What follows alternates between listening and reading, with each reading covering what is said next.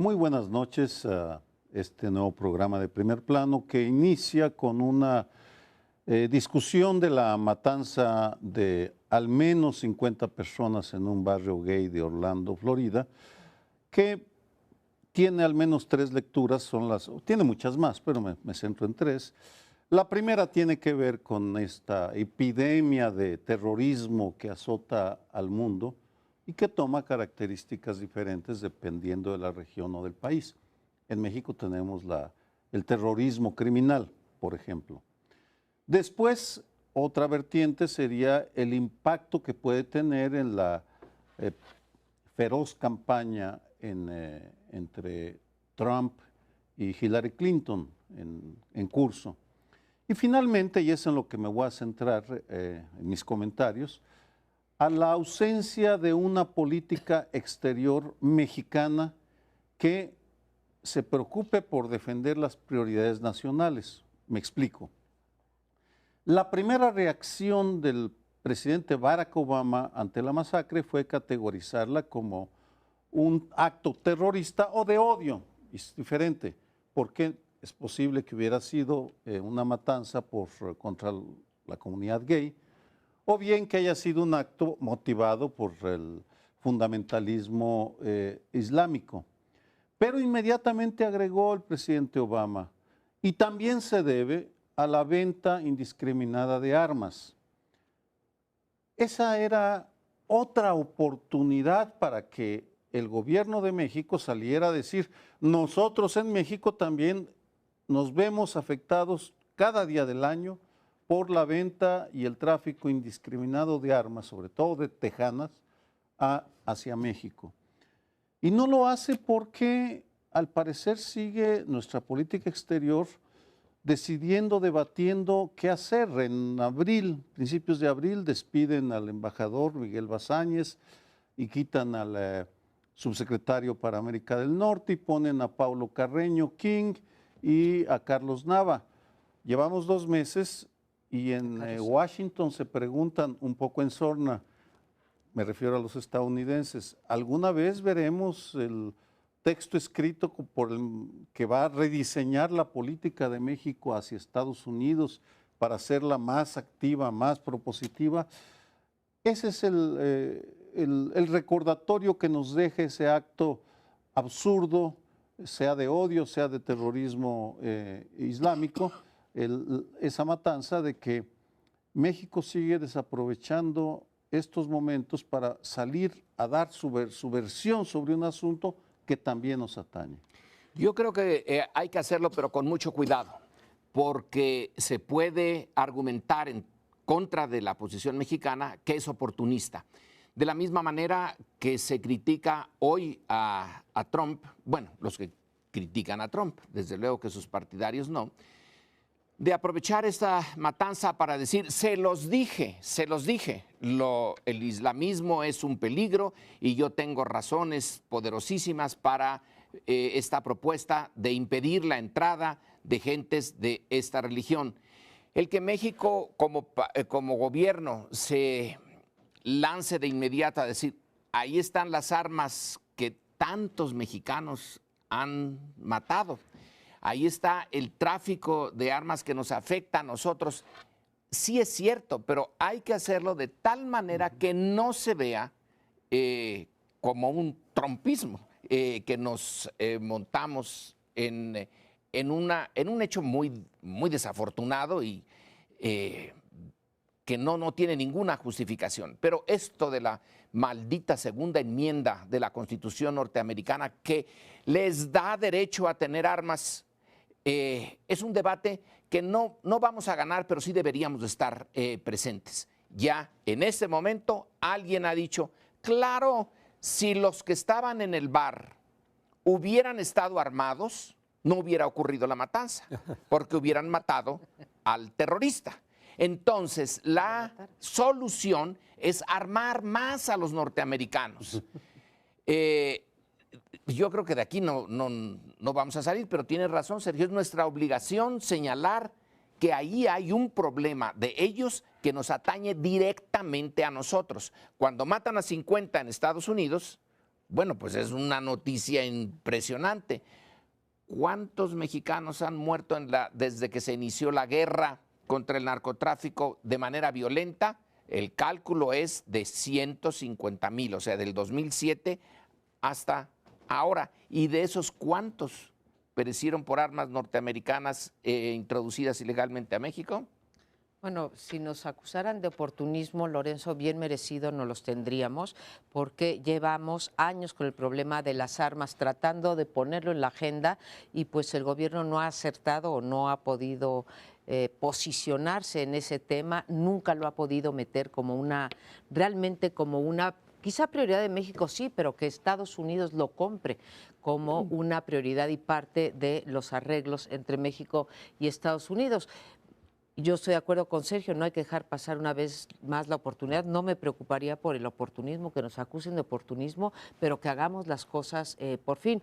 Tú citabas, bueno, los estudios sobre cuántas armas de los narcotraficantes vienen de la frontera con Estados Unidos, especialmente de Texas, pues la gran mayoría. Ya se nos olvidó el episodio de Rápido y Furioso, ¿sí? El fallido episodio de Rápido y Furioso e ilegal episodio de Rápido y Furioso, pero digamos su fin último, no digo que los medios utilizados para ello, era bueno, es probar cuántas armas vienen de allá y cuál es, digamos, el tráfico, cuál es el circuito que sigue esta exportación de armas a México. Ahora, si los demócratas están en esto, que los mexicanos no estemos en el debate sobre la aportación de armas, es una cosa que ya me parece a estas alturas de las relaciones México-Estados Unidos inadmisibles. Lo que hagan con la política interior por la segunda enmienda, Lorenzo, pues parece que todos los pequeños o grandes esfuerzos que se han hecho allá han topado con el lobismo de la Asociación de Armas de Estados Unidos, que nadie, ¿en cuántos años? En más de 100 años o en los 200 que llevan de la independencia, no han logrado enfrentarse con ese que es un verdadero poder fáctico y que es capaz de definir unas elecciones. Con Trump y este episodio, que ya salió a hablar Trump, porque Trump ya salió a decir, por eso quiero prohibir la entrada de los musulmanes a este país. Fue su reacción inmediata, igual que la de Barack Obama fue la otra.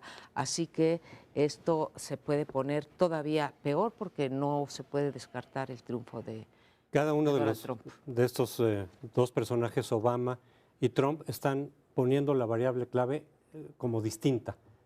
Para Obama el problema en realidad es la venta tan fácil de armas, tan indiscriminada. Y Trump se centró, por este caso, en el terrorismo islámico. Bueno, hemos visto muchísimos otros casos de no islámicos, de norteamericanos. Este también es norteamericano, ciudadano, pero bueno, islámico, y parece que esa fue lo que llevó, digamos, a llevar a cabo esta matanza. Pero ¿cuántos no islámicos, incluso de origen cristiano, protestante o católico, lo que fuera, también hacen por otras razones matanzas a cada rato? O sea, yo creo que realmente la variable más importante en ese sentido es la de la liberalidad con que se compran las armas. Y creo que el último esfuerzo que hizo México para tratar de influir sobre ese debate fue Calderón.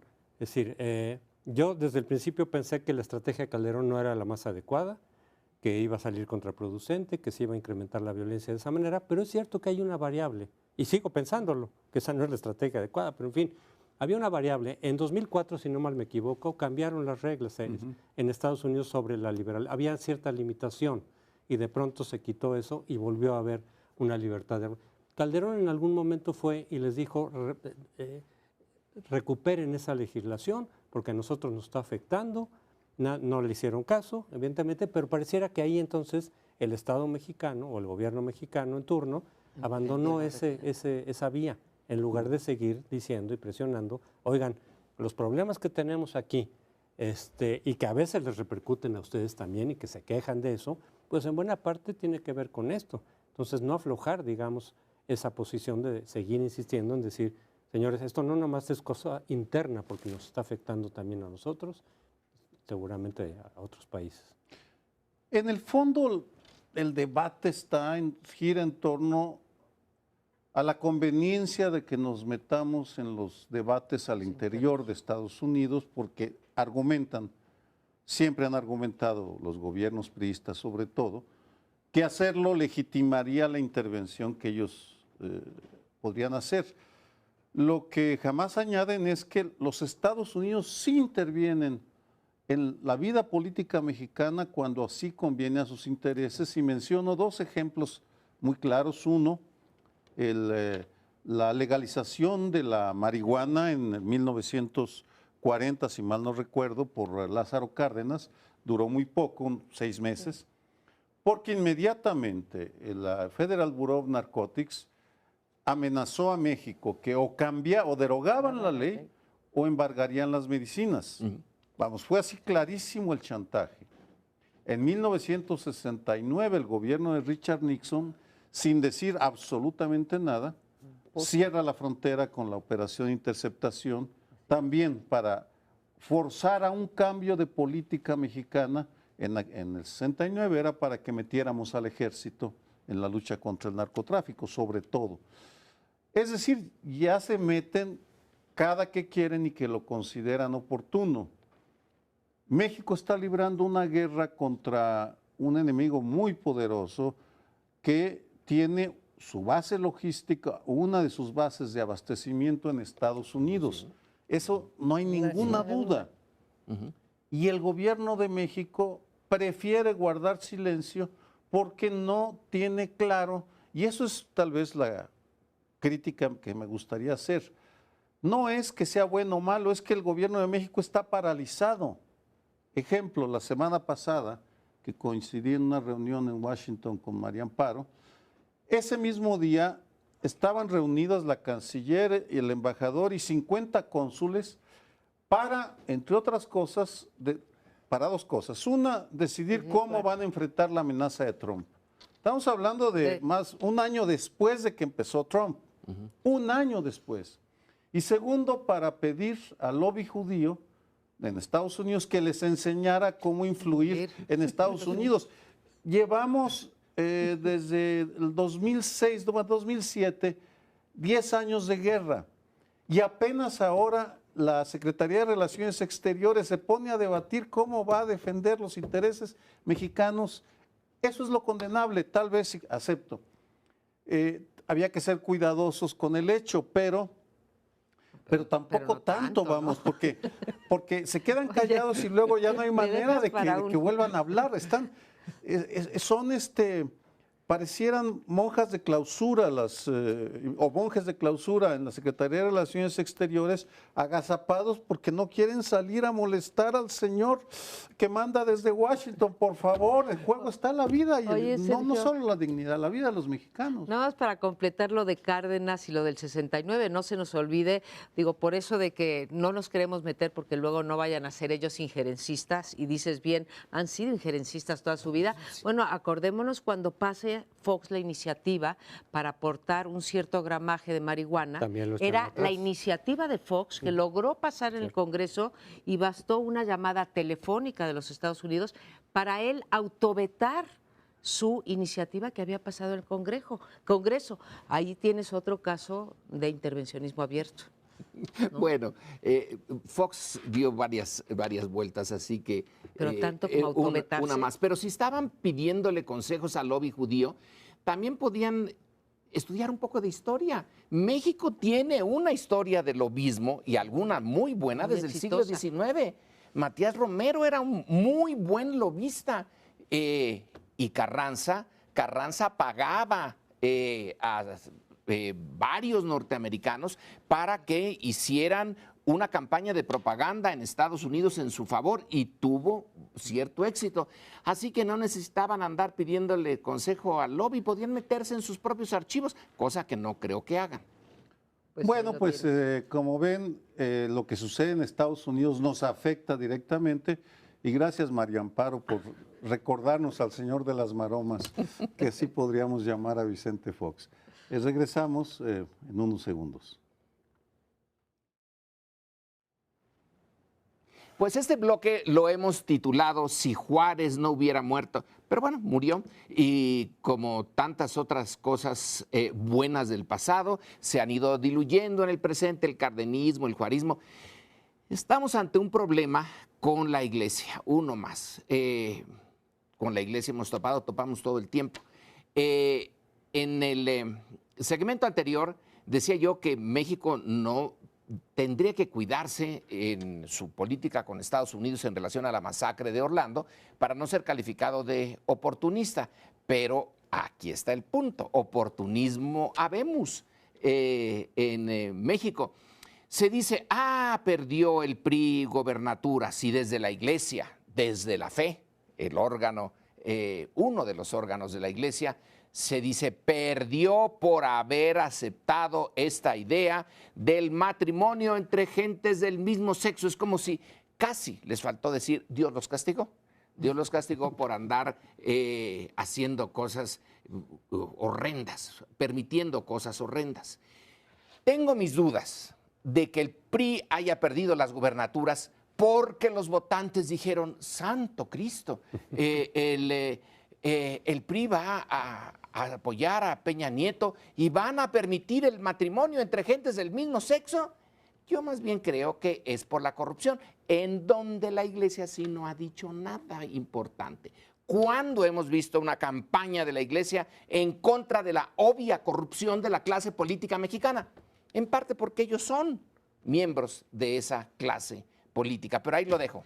Yo también tengo mis dudas, ahí hay un dato, yo creo que muy claro. ¿Cuánta gente creen ustedes, según las encuestas, que se enteró que el presidente Enrique Peña Nieto envió una iniciativa? 11%. Ese es el nivel de conocimiento de la iniciativa. Sabemos que somos un país que no leemos el periódico, no vemos noticias, cada vez menos, y peor, como nos han decepcionado los políticos. Así que difícilmente, lo que pasa es que es mucho más fácil echarle la culpa, ¿sí?, de la derrota a esta iniciativa. Que a la corrupción, ¿no? Porque la corrupción sí implica medidas inmediatas. Aquí, pues, nada más es una iniciativa, ¿no? Pero me parece un punto, decíamos hace rato del injerencismo, que no se pudiera pensar que nosotros queríamos meternos en la política norteamericana para que no se metan ellos en la nuestra. Injerencismo en el de la iglesia, o pretendido. A mí me impresionaron dos declaraciones, una de, digamos, el clero católico en general y otra del obispo de Coahuila, del obispo Guerrero. Esta primera me parece insultante, más allá de que yo estoy de acuerdo y califico de valiente y de liberal la iniciativa del presidente Peña Nieto, me parece desde mi punto de vista que merece un aplauso. Dice, sin ningún respeto por la figura presidencial, el obispo de Coahuila, un señor Guerrero, no sé si su primer nombre no lo recuerdo, pero el obispo Guerrero de Coahuila dice, ¿no será que el presidente Peña Nieto ande en busca de un gavioto y no de una gaviota? Me parece realmente inadmisible y que merecería una nota. ¿Sí? Así como tenemos notas diplomáticas cuando algún mandatario extranjero se mete con nuestro país, me parece que merece una nota condenatoria, ¿sí?, si no a la iglesia, a quien dijo esta. Y la segunda dice, es que ni siquiera nos consultaron. ¿Desde cuándo, pregunto yo, se tiene que consultar abiertamente, porque sabemos que se hace abajo de la mesa, pero desde cuándo se tiene que consultar abiertamente con el clero si tú vas a hacer una política pública de una naturaleza o de otra? Dos declaraciones que francamente me parecen ominosas, que pasen desapercibidas o que pasen una vez más sin contestación por parte de la Presidencia de la República. Esta primera declaración, en todo caso, que señalas, yo diría dos cosas. Por un lado, está reflejando nuevamente la homofobia inherente al catolicismo. En realidad, el cristianismo que heredó del Antiguo Testamento, la homofobia, de ahí viene. En el Evangelio de Jesús no se habla de la homosexualidad, ni para bien ni para mal, pero en el Antiguo Testamento claramente. Entonces la Iglesia retoma esa homofobia y la mantiene. Y quisiera vincular un poco esto con el segmento anterior, porque dice el padre de quien asesinó a estos 50 hombres gay en Estados Unidos, dice, pero no es por la cuestión islámica, es que es la homofobia, él era homófobo. entonces fue a matar como un crimen de odio. Sí, pero uno podría preguntar, ¿y no habrá aprendido eso en el Islam? Porque en el Corán claramente también está la condena a la homosexualidad, la misma que en el Antiguo Testamento. Entonces, sí, esas actitudes religiosas de homofobia fomentan los crímenes de odio, porque muchos pueden incluso pensar que están actuando por la voluntad de Dios, porque Dios abomina eso. Entonces yo estoy, así como muchos islámicos se inmolan en actos de terrorismo atendiendo a la voluntad de Alá, porque ahí está pues muchos también islámicos y no islámicos, de pronto los crímenes de odio, a lo mejor si les buscas tienen una inspiración religiosa, no solamente musulmana. Repito, en la tradición judeo-cristiana musulmana viene ahí la homofobia muy fuerte. Y simplemente otro comentario, se está montando además el PRI con esta razón de decir, es que el voto contra el PRI fue por la iniciativa, pues para desviar evidentemente, si no fue por la corrupción, es por la iniciativa, entonces esa la echamos para atrás en el Congreso y entonces ya el mensaje recibido de las urnas. Qué buenos apuntes hiciste, José Antonio, sobre la postura de los textos clásicos de al menos dos religiones sobre la homosexualidad. Ojalá y luego, porque tú has estudiado eso, digas si en los textos judíos cuál es la postura, pero Homofóbicos. Homofóbicos también. Dos, tres comentarios que tienen que ver, el primero con el odio. Desafortunadamente, el espacio ante la falta de resolución de los problemas y por muchas razones, las redes sociales y los medios incluso están llenando de odio y de descalificaciones absurdas e inaceptables como esta de sugerir una posible homosexualidad en el presidente. Me parece que no es tolerable y debería de ser motivo de una respuesta clara y tajante de la Consejería Jurídica de la Presidencia. Para eso sí deberían salir y decir claramente que eso es inaceptable, porque si dejamos con ligereza que fluyan acusaciones de ese tipo, pues son similares a las que también nos lanzan a nosotros a veces sin ningún fundamento. El segundo comentario tiene que ver con algo que refleja no solo el mal humor que dijo el presidente social, sino la falta de respeto a la figura del presidente. Vamos, yo no recuerdo en los años que llevo, los sexenios que llevo estudiando o siguiendo, y sí estudiando la vida pública de este país, una degradación de la imagen presidencial tan rápida como la que ha tenido Enrique Peña Nieto. Vamos, de hecho, en el tercer año de su gobierno, todavía le quedan 3 largos años. 2 y medio. Menos, sí, 2 y medio. 2 y medio. Sí. 2 y medio para terminar su sexenio. Rebájalo. Bueno, pero es un tiempo Sí, se pueden hacer muchísimas larguísimo cosas. para observar. Claro que sí. Esta expresión de parte de un obispo de la Iglesia Católica es síntoma de un deterioro que desafortunadamente sigue sus cauces sin que sea atajado y contenido por las instituciones que lo ven como desahogos individuales. No, no es eso. Se está llenando nuestro país de odio, de miedo, de resentimiento, de búsqueda de soluciones simplistas y de fuerza generalmente. En un artículo que aparece hoy en La Jornada, Batis, que fue colaborador de Andrés Manuel, ya casi al final del artículo señala que él vio en una iglesia de aquí o cerca de una iglesia de aquí del Distrito Federal unas mantas donde se llamaba a no votar por Andrés Manuel López Obrador y estaban, o por Morena. Ya no recuerdo exactamente cómo estaba, pero da lo mismo, ¿no? Porque cierra iglesias. Entonces ya tenemos ahí otro punto.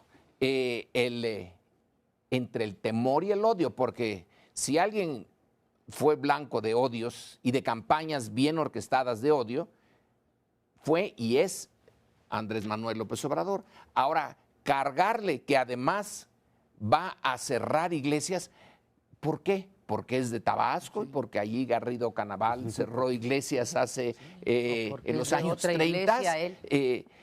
Esa otra denominación.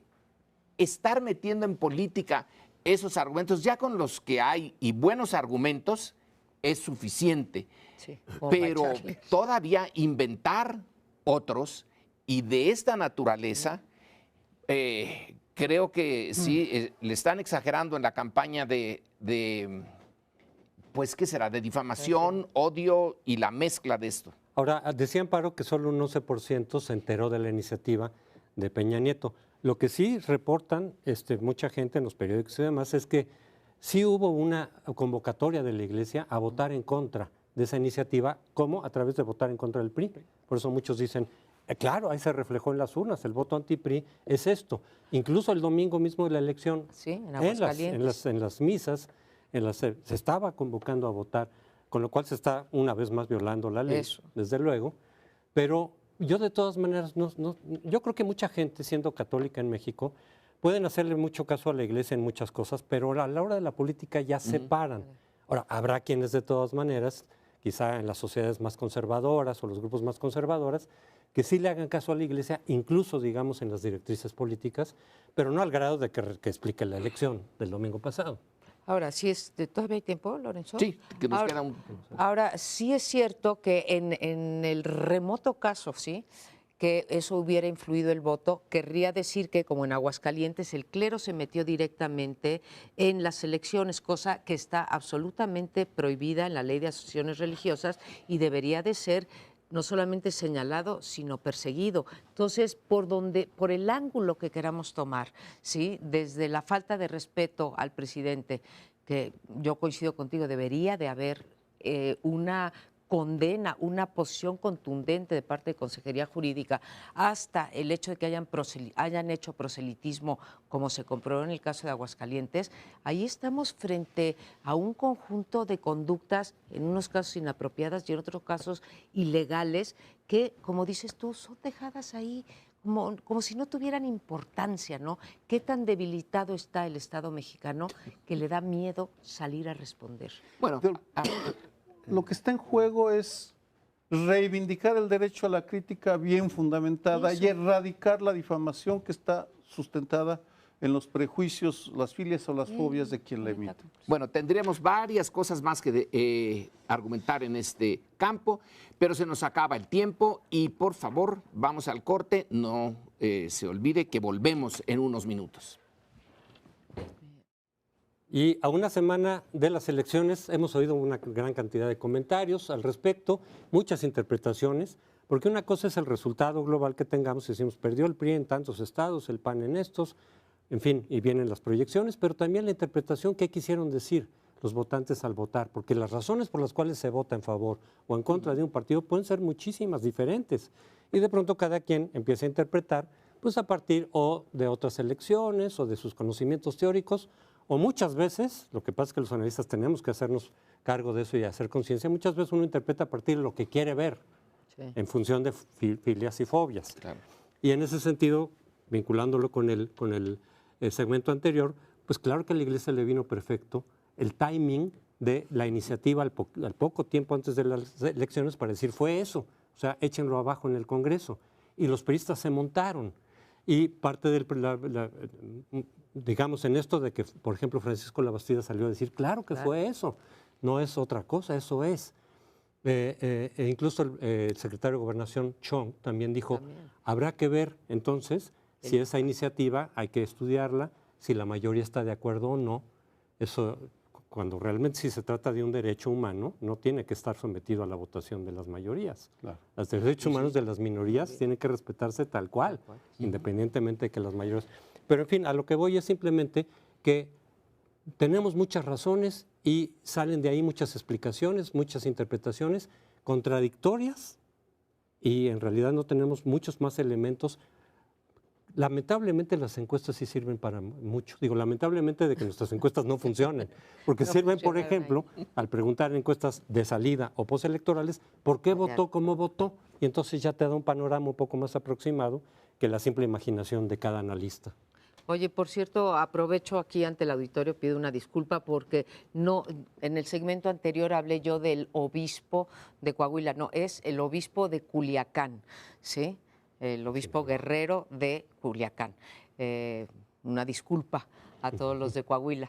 Pero, bueno, ya, hecha esa fe de ratas, paso a la parte electoral. Más allá de si hubo un voto de castigo al PRI por la corrupción o por lo que haya sido, creo que es difícil dar una interpretación generalizada porque finalmente la popularidad del presidente Peña Nieto es igual que en el 2015, muy mala. La violencia era igual en el 2015 que ahora y en el 2015 también la corrupción era similar a la de este año y sin embargo el PRI, pues no voy a exagerar, pero casi arrasó en las elecciones intermedias, o sea, mejoró muchísimo su posición. Entonces aquí tendríamos que, me parece, asignar la pérdida a factores más locales y menos nacionales, porque estoy comparando, no podemos comparar elecciones federales con elecciones estatales. Aquí la figura de los gobiernos, de los gobernadores salientes, creo que sí pesó mucho. Para mí, una gran lección de estas elecciones, y es una lección venturosa de estas elecciones, es que aun cuando ahí hablemos de elecciones de Estado, las elecciones de Estado, cuando la ciudadanía se decide salir a votar y a cambiar, yo sé que las alternancias pues no han servido de mucho en este país, ¿sí? Pero una lectura venturosa es que aún con todo el dinero que le metieron los gobernadores para ganar a sus candidatos, perdieron las gubernaturas, el PRI y también el PAN, ¿no? Porque perdió Gabino, o PAN-PRD, perdió Gabino Cue. Y si esa es la venturosa, la muy lamentable es que la corta historia democrática en México, que ya no es tan corta, nos enseña que el camino para combatir la corrupción o para empezar a respetar a nuestras autoridades o para cambiar el sistema judicial en México, el sistema de justicia que no funciona, no son las alternancias o no han sido hasta el momento las alternancias. Entonces creo que hay una parte, insisto, venturosa y otra que es muy lamentable de lo que ha pasado, porque lo que ha pasado es que se ha democratizado la corrupción, ¿no? No se ha mejorado. Cuando tú dices, María Amparo, que si el electorado se decide a salir y a votar, puede superar todos estos obstáculos. Bueno, en la Ciudad de México salieron muy poquitos y superaron el obstáculo, porque aquí apenas si menos del 30%, bueno, el 30, pongamos el 30%, y le quitó la sonrisa al jefe de gobierno y al PRD. Entonces, incluso en situaciones de poca votación, pero creo que tienes básicamente la razón. Hay que salir en masa, porque alguien calculó, Buscaglia, no, la verdad es que no sé cómo lo calculó, pero él dice, el voto comprado, el voto que no es libre, es como alrededor del 20%. Entonces, hay que darlo casi por perdido en las elecciones frente cuando se trata del partido del gobierno, ahora sí ya de todos, no nada más del PRI. Sí. Tú das por muerto este 20% lo van a ganar vía tinacos, Monex, etcétera. Entonces, para sobreponerse a ese 20%, hay que salir en masa a votar. Tenemos que superar algún día este fenómeno de la compra del voto, que es muy complejo, porque no es nada más decir, bueno, es el México ignorante y el México pobre. Es una red complicadísima que se ha tejido a través de muchos años, pero el cálculo de 20% más o menos me da, siento que está bien, ¿no? Que nuestra democracia es democracia en 80%, en el caso del voto, y que el 20% lo damos por perdido.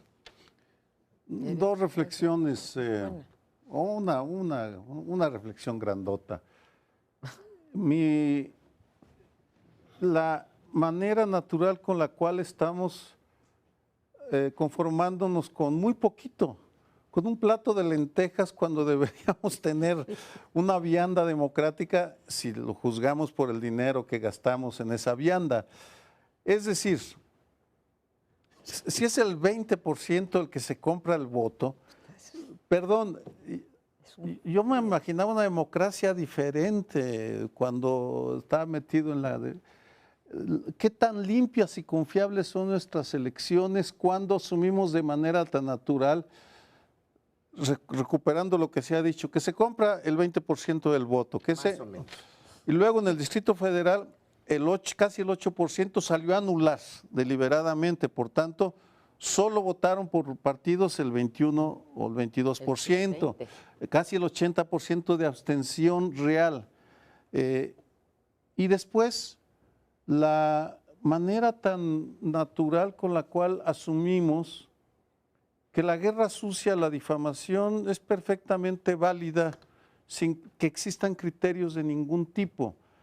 No quiero cargarle tinta al Instituto Nacional Electoral porque ya me han dicho que parece que tengo fobia contra Lorenzo Córdoba y los consejeros. Compañía. No es eso, es simplemente preguntar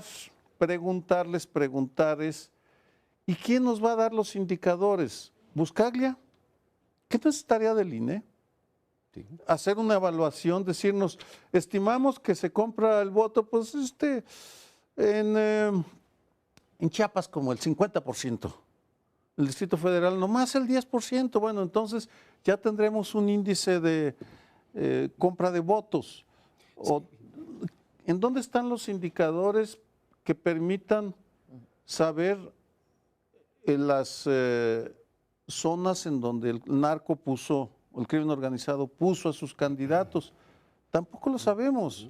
Si le agregamos otro 20%, 40%, y con poquito, si nos esmeramos para la próxima, pues vamos a llegar al 50% que no es confiable. Por favor, es que me parece que no son los términos. Estamos debatiendo quién ganó y quién no ganó. Me gustó una frase de una columna de José Antonio Crespo: estamos eligiendo para saber qué partido queremos que nos robe.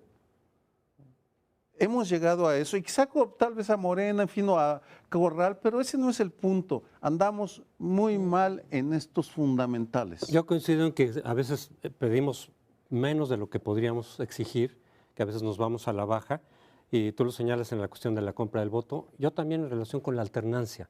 Qué bueno que haya alternancias, es mejor eso a que se queden las cosas como estén.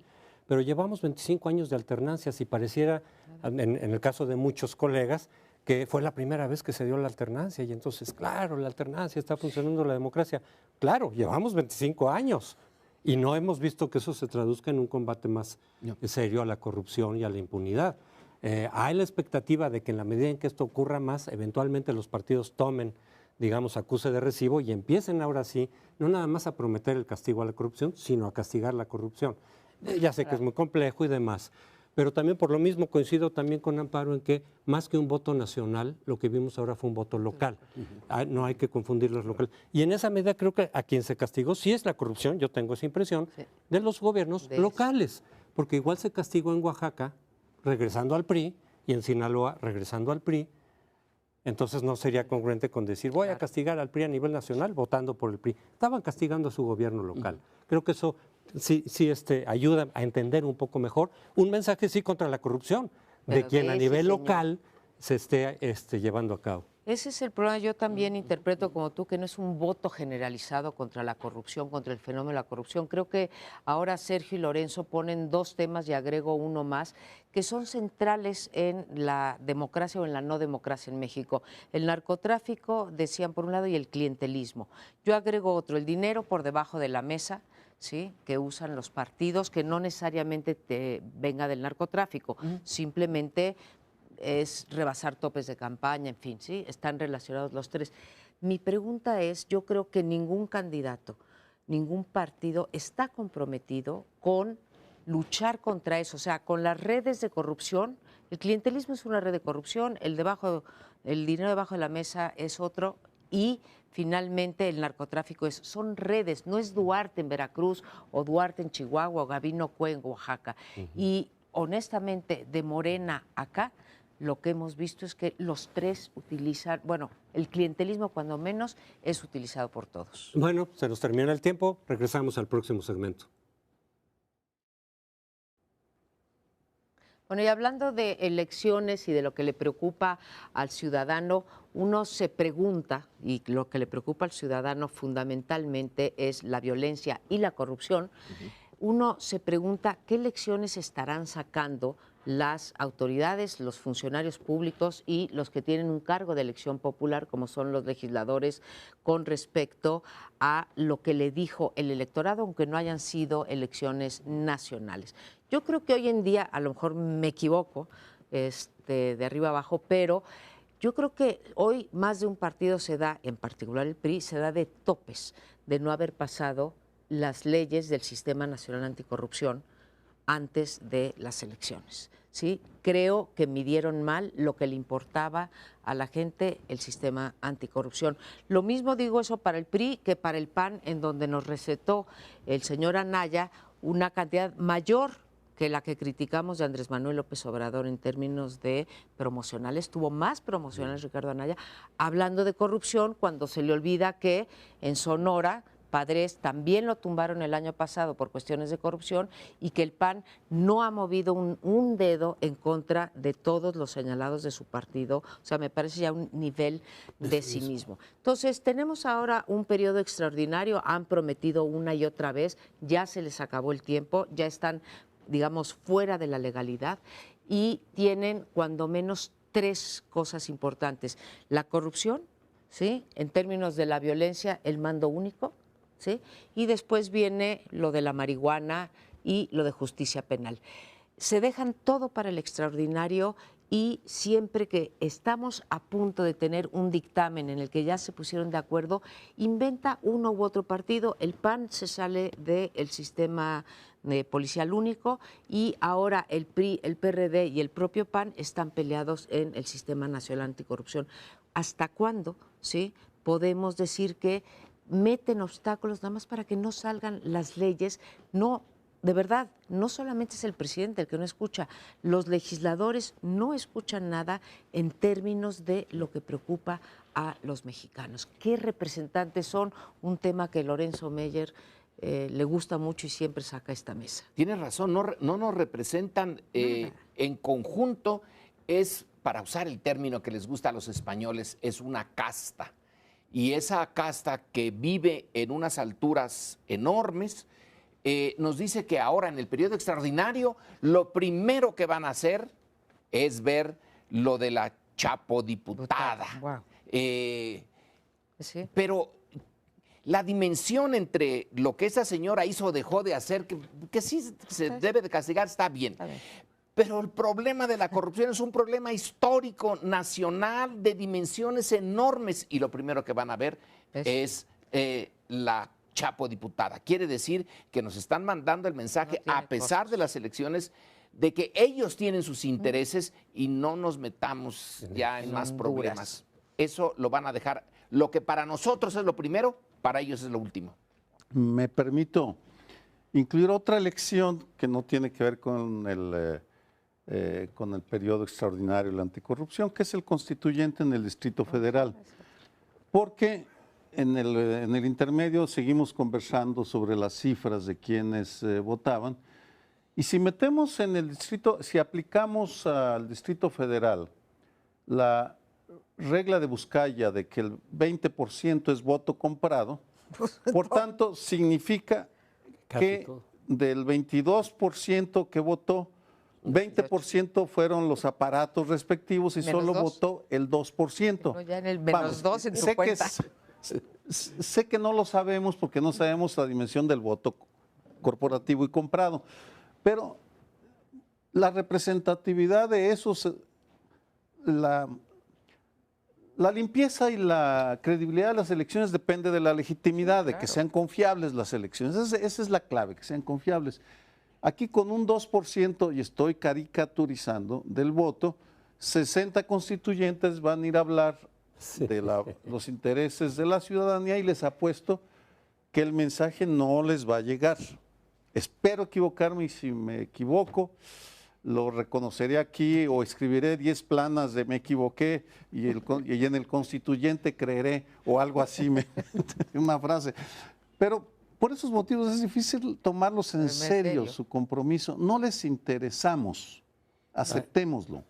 Hay quien está proponiendo incluso, algunos de partidos, decir, con esa votación en el Distrito Federal no tiene legitimidad lo que siga en adelante, no tiene legitimidad, se quedó un juego de partidos, ellos lo hicieron, ellos lo propusieron, ellos eligieron a sí mismos en las listas proporcionales. Y son nada más el 60%, porque el otro 40% está designado por de dedo. Sí, eso hablando del 60%, porque el otro 40% es decir, ¿qué legitimidad tiene eso? ¿Qué legitimidad va a tener ni la Asamblea Constituyente ni la Constitución? Que de ahí salga ninguna, para efectos prácticos, porque ni siquiera ese 20% podemos pensar que fueron ciudadanos libres, sino los aparatos, votaron los aparatos. Pero volviendo a la elección nacional, es cierto, los partidos no quieren hacer, o no parecen, por lo menos en el Congreso, a ver en los estados qué pasa, pero en el Congreso no quieren hacer acuse de recibo de que el mensaje sí fue contra la corrupción. No contra el PRI nada más, sino contra todos los diferentes partidos locales, etcétera. Y vienen retrasando, pero no solo el PRI, porque se dijo el PRI y el Verde están retrasando. También muchos panistas y de otros partidos no quieren entrarle a fondo a la cuestión anticorrupción, porque a final de cuentas van a haber afectado sus intereses, más allá de las siglas que están representando. Entonces, si de aquí al 2018, cuando se está diciendo el PAN tiene una nueva oportunidad, pues sí, pero si no demuestra, como no lo hizo en los 12 años que gobernó a nivel federal, que le interesaba la corrupción, pese a que lo diga en sus spots una y otra vez, pues entonces eso se va a desinflar.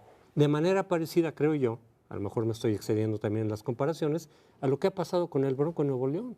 Después de un año que no se ve que vaya a cumplir lo que prometió de castigar, todavía falta por ver a ver si lo logra o no, pero hasta hoy se ha desinflado eso y así va a volver a pasar de aquí al 2018.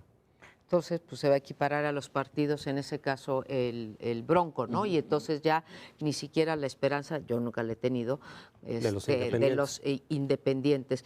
Pero me parece que hay dos cuestiones muy claras de por qué no creer en el compromiso de nuestros partidos en el sistema anticorrupción o en haber recibido el mensaje, y les doy dos casos, dos ejemplos, ¿sí? Decías tú que no solamente era culpable el PRI, ¿sí? Y tienes toda la razón. La coalición PAN, PRD, PT, más los dos independientes, que eran uno de Movimiento Ciudadano y uno de PANAL, les alcanza perfecto para ellos solitos, porque estamos hablando de leyes secundarias del Sistema Nacional Anticorrupción, para pasarlas, ¿sí? Así que no le echen la culpa al PRI. Y el PRI tampoco que les eche la culpa, porque les faltan 2 diputados que son muy fáciles de conseguir, o conseguir el abstencionismo de otros 2 de la otra coalición. Así que son culpables o responsables por igual. Y la otra es una muy fácil, en donde no nos tendremos que atorar con que si son públicas las declaraciones patrimoniales y eso no lo quieren permitir, y que si los castigos están muy severos, que es el fuero, ¿sí? El fuero, hay iniciativas, venía en el Pacto por México desde el año 2012, cuando entró Peña Nieto, y el fuero sigue prevaleciendo y las iniciativas siguen dormidas en el Congreso. Esa no tiene ni discusión, ni tiene las cosas estas de decir, no, pero es que tantito para acá.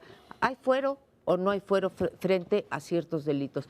Y esa también la tienen guardada en el cajón. Si hubiera un mínimo compromiso por luchar contra la corrupción, lo primero que harían no es desaforar a la compañera señorita Lucero, no sé cuántos de Sonora, sí, la Chapodiputada. La Chapodiputada, sino que se quiten el fuero los diputados y senadores.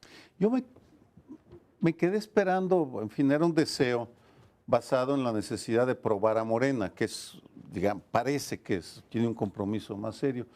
Ojalá y hubieran ganado una gubernatura para poderlos medir, evaluar en un lugar concreto y decir, vamos a ver ustedes de qué están hechos en la lucha contra la corrupción.